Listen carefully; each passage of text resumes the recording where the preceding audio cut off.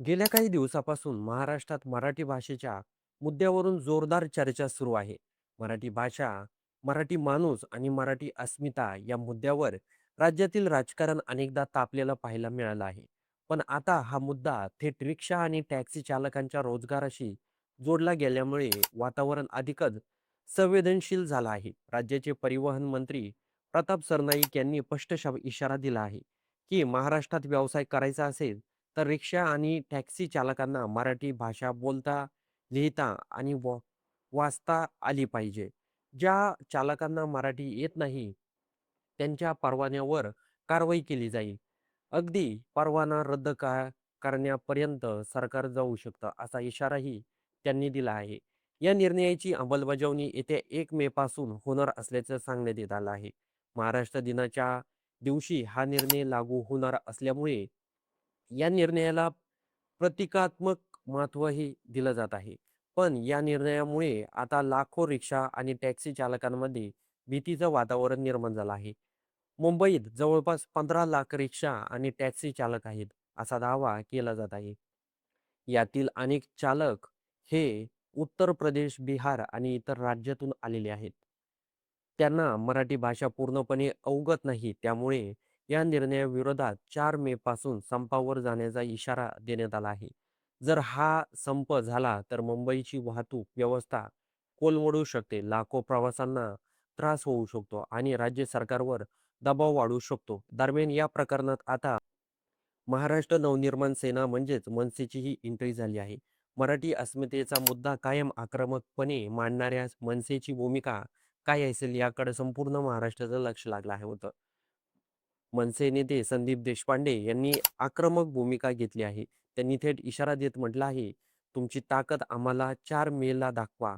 या लोकांना आणि महाराष्ट्र मुंबईमधून बाहेर पाठवण्याची वेळ आली आहे. संदीप देशपांडे यांच्या विधानामुळे वातावरण आणखी तापलं आहे.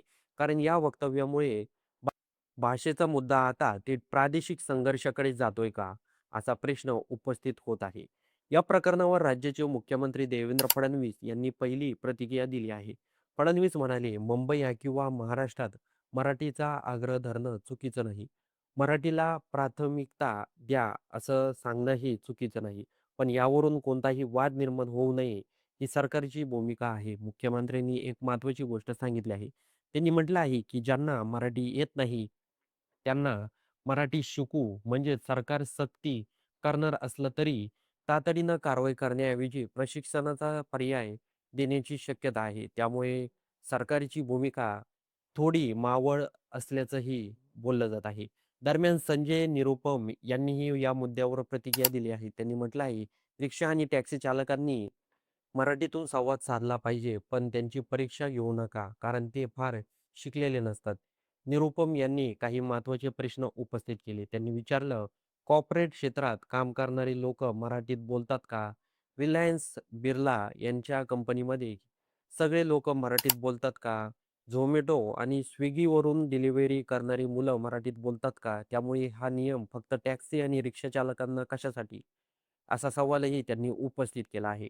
एकीकडं मराठीचा आग्रह योग्य असल्याचं अनेकांचं मत आहे. महाराष्ट्रात व्यवसाय करायचा तर स्थानिक भाषेचा आदर असलाच पाहिजे, असं अनेक जण म्हणत आहेत.